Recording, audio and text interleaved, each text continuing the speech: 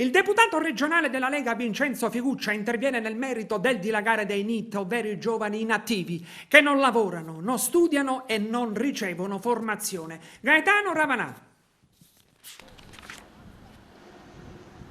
In Sicilia aumenta il fenomeno dei NEET, i Not in Education, Employment or Training, ovvero giovani che non studiano e non svolgono alcuna attività lavorativa nell'età compresa tra i 15 e i 29 anni. Lo denuncia il deputato questore della regione siciliana Vincenzo Figuccia. Il fenomeno ha assunto connotati così preoccupanti che la politica deve interrogarsi e intervenire.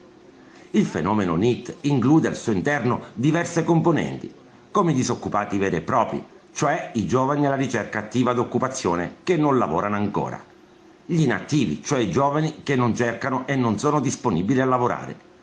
Poi ci sono gli scoraggiati, vale a dire i giovani che hanno definitivamente rinunciato a cercare un'occupazione e sono usciti dal mercato del lavoro.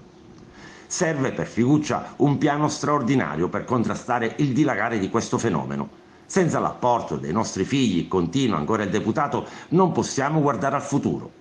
Promuovere programmi formativi che offrano competenze richieste dal mercato, implementare la collaborazione tra scuole, università e aziende, incentivare l'imprenditorialità giovanile sono alcuni dei punti su cui da mesi lavoro, conclude Figuccia, per offrire una speranza ai giovani che devono essere supportati a cambiare questa realtà. Dobbiamo chiamare dentro anche il governo regionale.